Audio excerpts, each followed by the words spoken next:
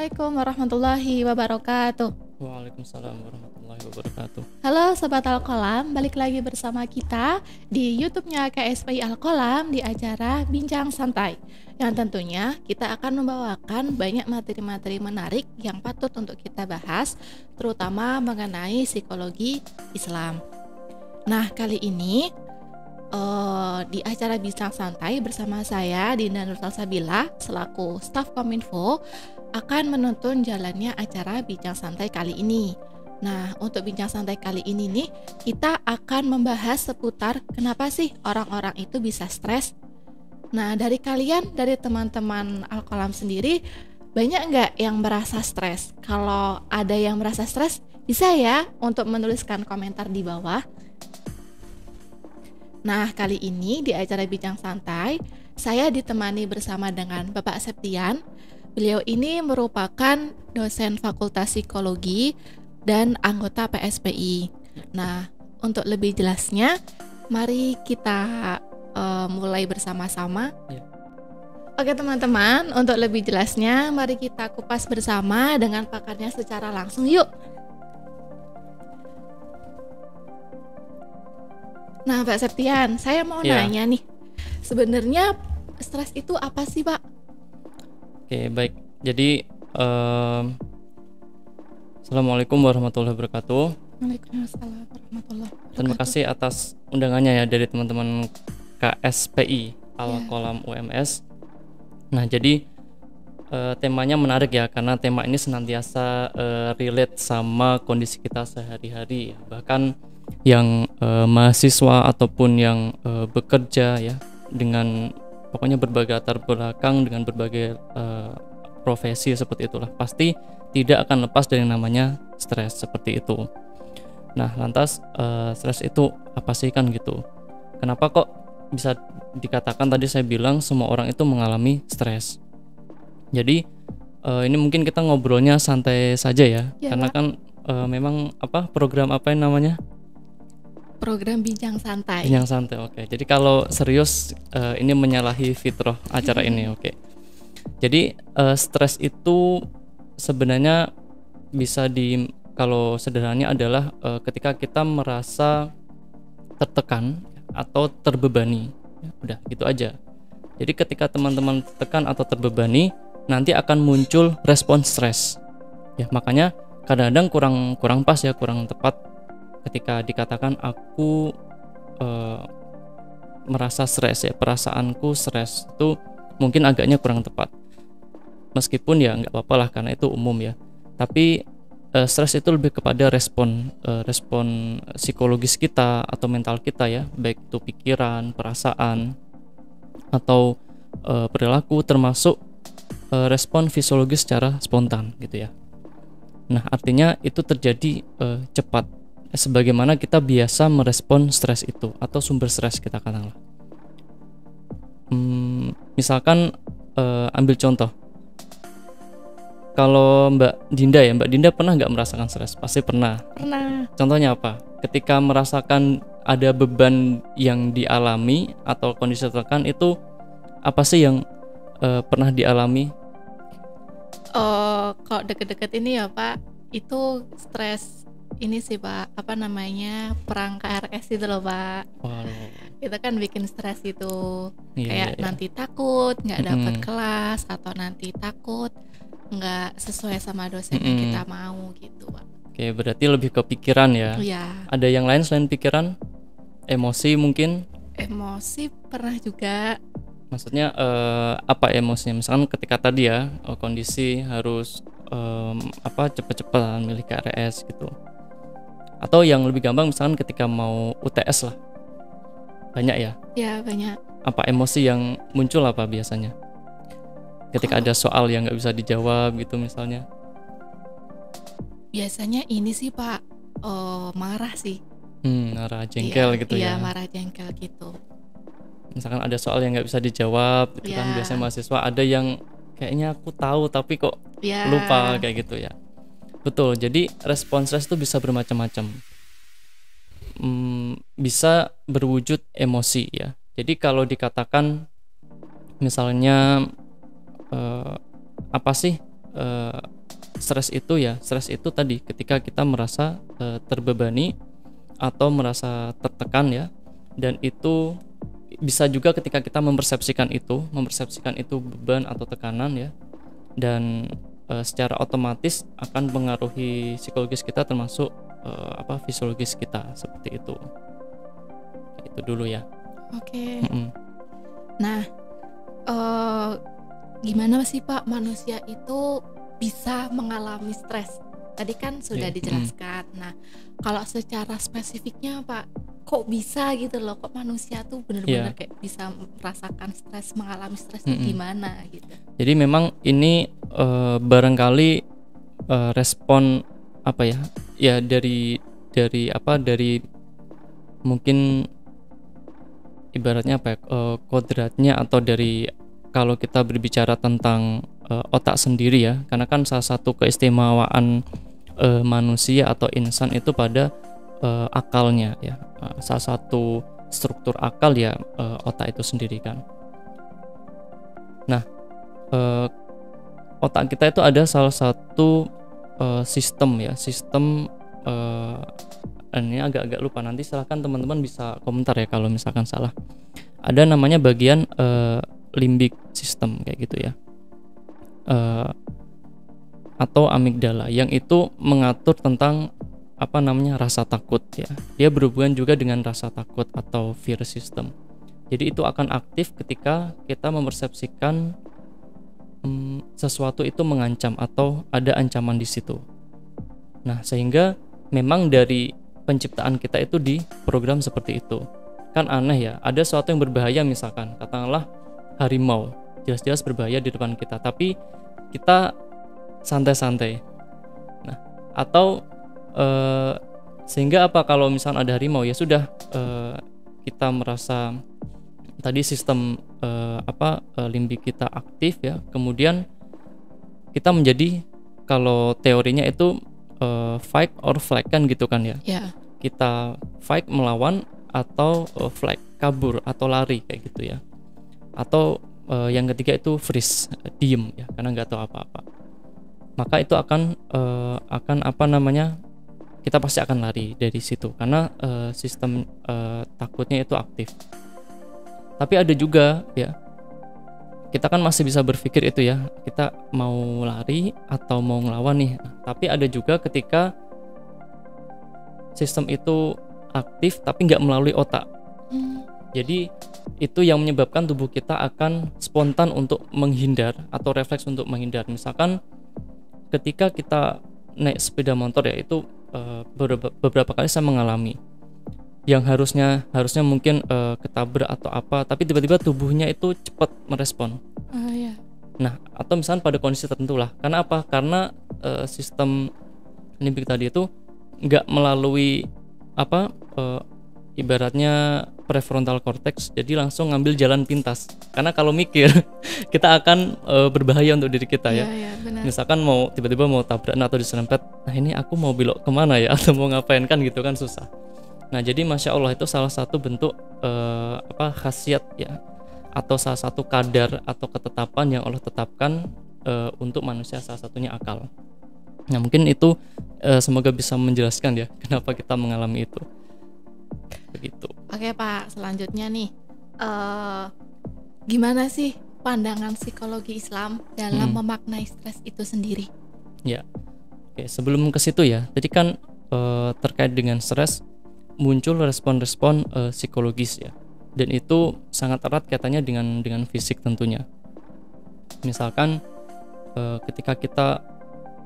ketika kita mempersepsikan bahwasanya misalkan mahasiswa ya, maju presentasi itu adalah sebuah hal yang menakutkan, takut dicecar pertanyaan, takut nggak bisa jawab pertanyaan, dan itu nggak diperbaiki ya. Nah, tubuh kita juga akan merekam itu, Mbak. Jadi tubuh kita akan merekam itu, sehingga ketika ada kondisi yang serupa, sambungan neuron ya, termasuk di otak, itu akan semakin menebal, persepsi kita akan semakin kencang atau semakin kuat. Bahasanya ya, kalau maju pasti nggak bisa jawab pertanyaan, kalau maju pasti akan misalkan nanti nggak maksimal dan sebagainya. termasuk tubuh kita juga merekam itu. Sehingga kalau misalkan kita pada hari itu stres, muncul reaksi misalkan perut kita tiba-tiba mual atau mules gitu ya, atau misalkan muncul pikiran-pikiran seperti itu. Apalagi otak kita kan plastis ya, sehingga tadi ada neuron kita tentang pikiran kita itu akan semakin menguat. Kalau itu nggak diperbaiki, nggak dirubah gitu ya, itu akan semakin berbahaya. Makanya stres ini nanti bisa paralel ke gangguan yang lain. Oh gitu ya Pak. Bahayanya di situ kalau nggak segera diatasi, kalau nggak segera ditangani. Nah, sehingga orang butuh yang namanya melakukan kalau di psikologi itu dikenal dengan coping strategi, coping strategis atau strategi coping kayak gitulah ya. Nah, jadi ada hubungannya dengan tadi misalnya bagaimana psikologi Islam ya memandang tentang stres ini. Nah, ada ayat yang mungkin relate dengan ini ya. Misalkan di Quran surat Al-Baqarah ayat 206 Allah berfirman, saya kutipkan potongan ayatnya, a'udzubillahi minasyaitonirrajim, la yukallifullahu nafsan illa wus'aha, dan seterusnya. Shadaqallahul adzim. Yang artinya Allah tidak membebani seseorang melainkan sesuai dengan kesanggupannya. Jadi ibaratnya tadi stres itu beban atau tekanan, maka ternyata Allah juga ngasih itu. Ya, benar sekali. Nah, tetapi uniknya justru Allah sandingkan bahwasanya kita itu nggak cuma dikasih beban, tapi beban ini itu untuk meningkatkan kapasitas kita. Kenapa? Karena sesuai dengan kemampuan kita sebenarnya. Misalkan mahasiswa ujian, nggak mungkin dosen ngasih soal ujian anak SD, nggak mungkin dosen ya, guru misalkan, guru ngasih soal ujian guru SD misalkan ngasih ujian untuk soal anak SMP ya, ataupun guru SD ngasih ujian itu soal SMA, kan nggak adil. Adilnya apa ya, ketika anak SD diuji dengan soal SD, kan seperti itu.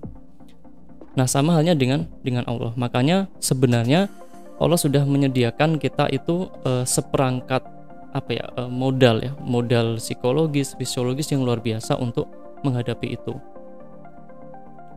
Nah, jadi seperti itu. Apalagi kita tadi sebagai manusia ya merupakan ciptaan Allah yang sempurna.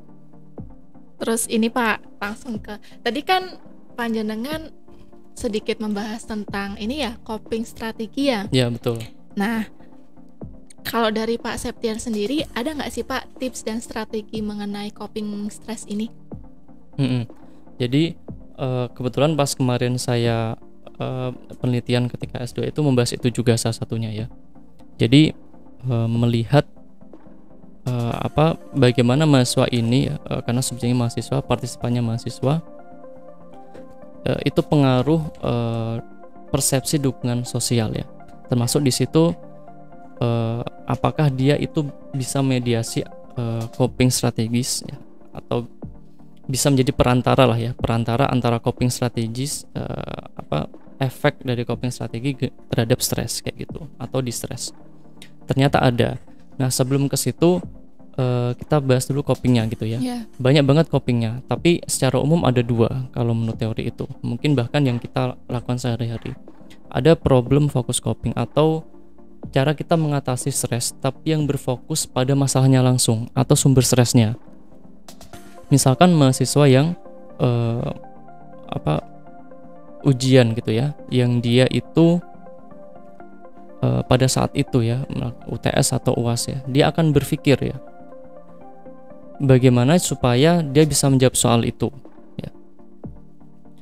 Dengan perencanaan atau menganalisis atau tanya orang terkait informasi. Itu berkaitan sama problem focus coping atau berfokus pada masalah.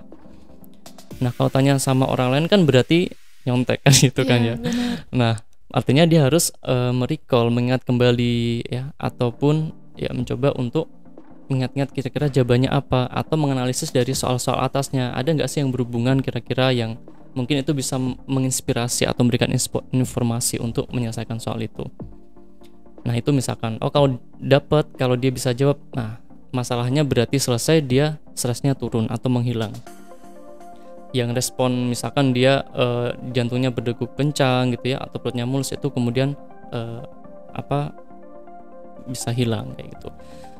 Atau kalau dia nggak bisa jawab, misalkan nggak dapat inspirasi dari soal-soal atasnya gitu, mengingat-ingat kembali ya, ternyata dia nggak ingat-ingat. Nah orang-orang yang seperti ini biasanya itu pakai emotional focus coping. Jadi strategi coping mengatasi masalah atau sumber stres itu dengan berfokus pada ketenangan emosinya. Tadi kan respon stres salah satunya emosi ya, bisa itu marah, bisa itu jengkel ya, atau mungkin sedih ya, kecewa dan sebagainya. Nah lantas gimana supaya dia nggak kecewa, gimana supaya dia nggak marah terhadap dia yang nggak bisa jawab soal kan gitu. Bisa jadi dia malah menyalahkan dirinya sendiri. Nah ini masuk strategi yang nggak adaptif karena dampaknya buruk kayak gitu. Atau dia bikin jokes misalkan ya, humor itu salah satu juga. Makanya teman-teman yang humoris itu ada indikasi dia bisa mengatasi stres kayak gitu ya. Atau kalau kita bisa menjadikan sumber stres kita itu bahan bercandaan kayak gitulah. Kadang kan ada ya orang punya masalah tapi masih bisa ngejadiin masalah itu jadi sumber bercanda kayak gitu. Bener. Nah itu supaya emosinya ini aja ya tenang. Atau dia melakukan reframing, memframing ulang ya. Jadi membingkai ulang cara pandang dia. Oke, misalkan ini aku nggak bisa jawab, kira-kira kalau nggak bisa jawab konsekuensinya apa sih kayak gitu. Dan ternyata ketika sudah memikirkan nggak dapat jawaban, ya sudah kayak gitu. Memang mungkin ini sudah keterbatasanku gitu, atau memang ini adalah bagian yang memang nggak bisa aku kerjakan kayak gitu. Dan bisa jadi ini sesuatu hal yang harus disyukuri, karena bisa jadi ini ada salah satu tanda untuk belajar lagi ya. Karena biasanya apa Mbak, soal-soal tertentu yang kita itu nge-mention soal itu karena kita nggak bisa ngerjain, itu akan teringat malah dan akan tersimpan di memori jangka panjang. Iya bener banget. Kenapa? Pak. Karena itu istimewa, lain dari yang lain, dan dengan situasi yang tadi ya tertentu kayak gitu.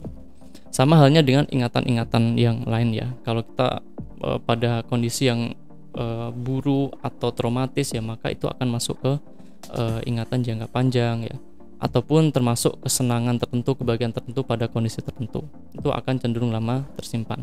Jadi ada dua itu, yang berfokus pada masalah, yang kedua berfokus pada emosinya, seperti itu. Nah, yang menarik apa tadi, ada ternyata persepsi terkait dukungan sosial di penelitian saya. Artinya ketika orang menggunakan coping yang enggak maladaptif, menggunakan coping yang dampaknya buruk ya, entah itu dia merokok, entah itu dia mendistraksi diri ya, atau dalam tanda kutip dia denial, lari dari masalah ya, dan enggak kembali menyelesaikan masalah, itu juga berbahaya. Kenapa? Karena gini, dia tidak akan mentoleransi masalah yang sama karena dia tidak menyelesaikan masalah yang sama itu tadi atau yang sebelumnya. Padahal ketika kita ada sumber stres dan kita mengatasi itu dengan segala keluh susah payah, dan kita bisa mengatasinya, itu ketika kita dihadapkan pada sumber yang sama atau mungkin agak meningkat dikit, kita nggak akan stres karena kita sudah mentoleransi itu di dalam diri kita, dan kita menjadi orang yang meningkat levelnya. Paham ya? Jadi makanya ujian itu kan Allah berikan kepada hamba-hambanya sebenarnya untuk menaikkan levelnya, kan kayak gitu. Nah ternyata ketika individu itu mempersepsikan dirinya itu menerima dukungan sosial ya, misalkan coping maladaptif apa sih distraksinya itu, misalkan ada hubungannya sama prokrastinasi misalkan di mahasiswa ya, menunda-nunda yang benar-benar dia itu mendistraksi dirinya, melakukan aktivitas yang sebenarnya itu nggak sejalan sama tujuannya. Tapi kemudian dia ingat, oh iya aku punya orang tua, aku didukung orang tua, sehingga dampak distraksinya itu akan menurun dan dia mungkin akan kembali lagi kepada tracknya untuk menyelesaikan stres. Dan itu ada teori unik, teori bagus menurut saya, namanya polyvagal theory. Artinya orang-orang yang mengalami stres sebenarnya ketika dia terkoneksi dengan lingkungannya, dengan orang lain atau support system gitu ya, itu stres itu akan bisa menurun secara otomatis. Ada penurunan. Makanya sebenarnya kalau kita healing itu nggak mahal-mahal sebenarnya ya. Jadi kan sekarang healing itu sedang populer ya, meskipun salah pemaknaannya. Jadi sekedar kumpul dengan teman-teman kita yang positif ya, punya significant other atau orang tertentu yang bisa menerima masalah kita, sekedar mendengarkan, itu sebenarnya sudah menjadi pengurang beban kita. Karena tadi ada emotion focus coping kayak gitu. Dan luar biasanya ya, ini yang menarik ketika ketika Rasulullah memiliki beban ya, Nabi kita memiliki beban, itu yang menghibur kadang-kadang ini tidak sekelas sahabat, tidak sekelas Abu Bakar, Umar, tapi langsung dari Allah Subhanahu wa taala. Jadi di Quran surat Al-Insyirah misalkan ya. Nah, itu di situ disampaikan bahwasanya Allah berfirman, a'udzubillahi minasyaitonir rajim, alam nashrah laka sadrak ya, wa wada'na 'anka wizrak alladzi anqadha dhahrak, dan seterusnya itu. Nah, jadi di situ kita dapati bahwasanya Allah lah yang menjadi support system ya. Allah lah yang mengangkat bebannya Rasul kayak gitu ya. Nah, yang menarik adalah ketika Rasulullah SAW itu memiliki beban ya, itu yang menghibur atau yang menjadi support system itu bukan hanya level sahabat ya, misalkan Abu Bakar, Umar, tetapi langsung dari Allah. Nah, misalkan di Quran surat Al-Insyirah, Allah Subhanahu wa taala berfirman, a'udzubillahi minasyaitonir rajim, alam nashrah laka sadrak wa wada'na 'anka wizrak alladzi anqadha dhahrak. Bukankah kami telah melapangkan dadamu ya, wahai Muhammad ya. Jadi dan dilanjutkan, dan kami pun telah menurunkan bebanmu darimu yang memberatkan punggungmu. Jadi ibaratnya ini luar biasa ya. Jadi ketika saya menyampaikan ini ya, mungkin di forum yang pernah saya ngisi itu merinding ya, karena dukungan dari manusia saja itu bisa untuk mengurangi stres, apalagi datang dari Allah Subhanahu wa taala. Nah, lalu saya mengambil ibrah atau pelajaran-pelajaran. Sebenarnya itu salah satu yang membuat kita bisa mengatasi stres kita adalah, yang pertama, kita mencoba untuk menghadapi stres itu seberapapun beratnya, karena memang di awal itu akan sangat susah payah, tetapi kita akan dapatkan manfaatnya di akhir. Kemudian yang tidak kalah penting adalah kita punya pemahaman ya.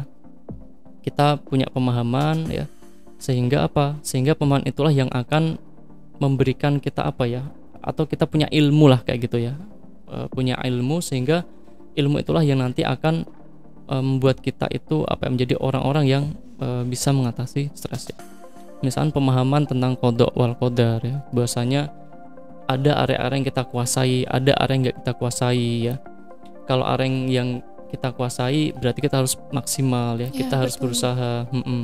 Kalau nggak bisa kita kuasai ya sudah, Allah nggak akan tanya, Allah nggak akan mintai pertanggungjawaban. Justru proses kita dalam menghadapi itulah yang Allah minta pertanggungjawaban. Mungkin itu ya, barangkali semoga nyambung ya. Terus ini Pak, tadi kan Pak Septian tuh sempat menjelaskan tentang emotional focus coping ya Pak. Ya, nah betul. Saya tuh tiba-tiba terfikirkan, kira-kira kalau misalkan kita itu memberikan afirmasi positif ke diri sendiri, itu lebih masuknya ke emosional ya Pak ya? Iya. Dan itu bisa nggak sih Pak jadi support sistem kita sendiri kan kalau biasanya kan support system kan dari orang lain. Mm-mm. Nah, kalau afirmasi positif yang kita bangun itu bisa nggak sih Pak jadi support positif kita? Ya, bisa sebenarnya, tetapi kita tetap butuh terkoneksi dengan orang lain kayak gitu ya. Kita butuh inspirasi dari orang lain. Kita butuh pengalaman dari orang lain. Jadi harus dari dua hal, dari dua sisi mungkin, dari internal kita juga, dari eksternal kita juga ya. Kadang-kadang kita ada kan teori belajar ya. Iya. Kayak kita belajar dari pengalaman orang lain, modeling ya, misalkan.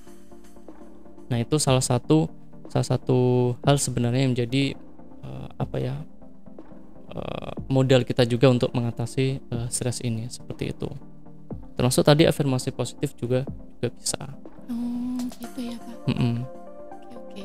Terus ini Pak, sebagai dosen psikologi, pernah nggak sih Bapak tuh menemukan fenomena di mana orang itu tuh punya stres yang ekstrim gitu Pak, sampai benar-benar ke hal-hal yang ekstrim gitu? Iya. Sejauh ini belum pernah ya, cuman pernah berinteraksi dengan orang-orang seperti itu ya, yang ya mungkin stresnya ini mungkin sudah parah ya, sampai tadi ya paralel atau menyebabkan gangguan yang lain ya, misalkan self harm atau self injury ya, melukai diri sendiri kayak gitu, dan sampai ke depresi ya. Itu dua kasus berbeda sih, itu yang saya temuin. Kenapa? Karena ternyata ada nih satu orang, ternyata dia tidak terkoneksi dengan keluarganya. Nah, padahal pembentukan atau support system terdekat kan ya di keluarga itu kan gitu. Nah, ketika saya tanya hubungan si remaja ini dengan keluarga, ternyata nggak dekat, seperti itu. Gitu. Nah, mungkin mungkin juga bisa menjadi faktor juga seperti itu ya. Oke. Ini pertanyaan terakhir ya Pak. Ya, boleh. Gini, apa sih gimana ya? Kira-kira dari Pak Septian sendiri, apa tips sebagai mahasiswa muslim untuk bisa menghindari stres yang bersifat negatif? Oke. Iya.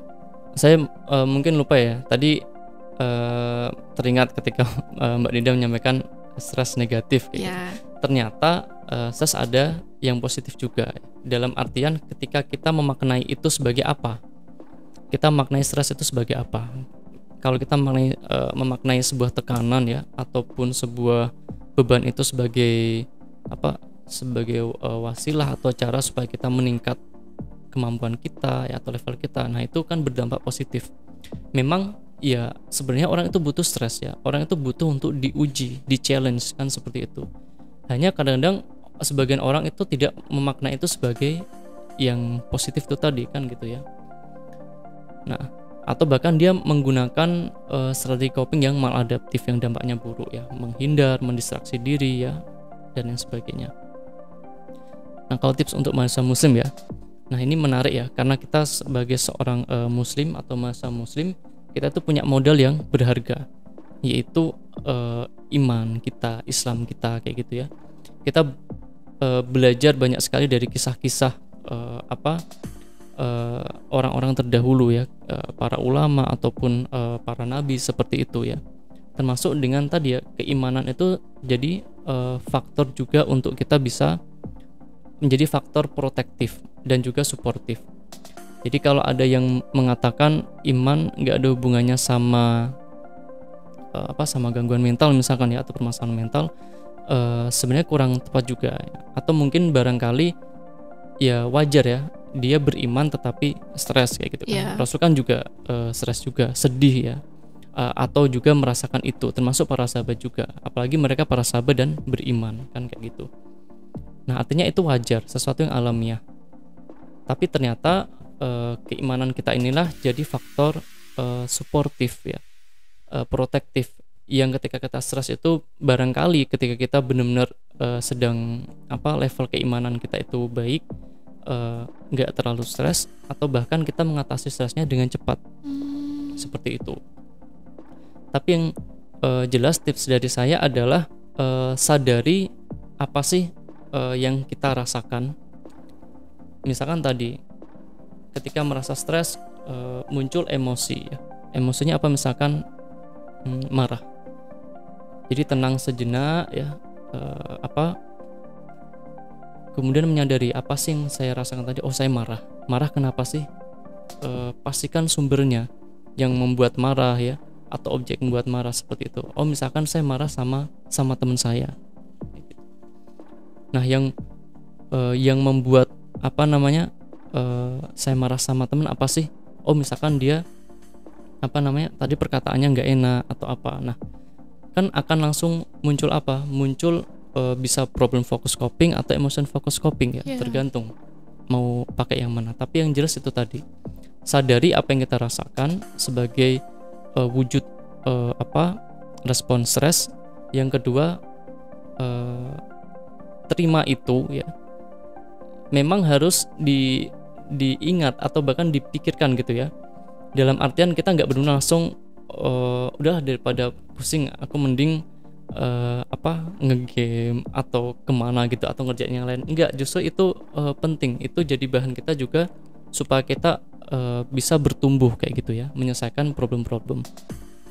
Atau misalkan ketika perut mulas kayak gitu ya, pas presentasi aku tadi ngerasa mulus. Kenapa? Kan presentasi berarti aku harus belajar presentasi, aku harus menyiapkan materi kan gitu. Karena respon fisiologis maupun psikologis, entah pikiran, emosi tadi adalah alarm ya, atau ayat ya. Mungkin barangkali ayat ya, atau bukti kan, artinya bukti ya. Bukti bahasanya kita mengalami sesuatu, ada yang nggak beres. Oh, barangkali aku tadi kurang ini, barangkali aku tadi ada yang salah, barangkali aku, dan lain sebagainya. Jadi sadari, kemudian terima itu dan selesaikan itu. Tapi selesaikan dengan cara-cara yang positif. Apalagi kita musim ya, selesaikan sesuai dengan petunjuknya Allah, seperti itu. Oh, seperti itu nggih. Dan jangan ragu untuk sharing ke orang lain, ke orang tua, ke temen gitu. Berarti sharing itu harus ya Pak ya, harus sharing ke teman-teman, atau seenggaknya kita harus sharing ke yang atas, itu harus iya, pasti. Betul. Iya, ke Allah dulu baru ke psikolog kan gitu. Ya, ke Allah benar. Dulu baru ke orang lain, ke manusia. Oke. Gitu ya. Makasih Pak. Iya, sama-sama. Oke teman-teman, demikian bincang santai yang sudah kita lakukan. Kalau kalian suka dengan konten kita, jangan lupa untuk klik tombol lonceng dan subscribe channel KSPI Al-Qolam. Oh iya, jangan lupa klik tombol suka juga ya.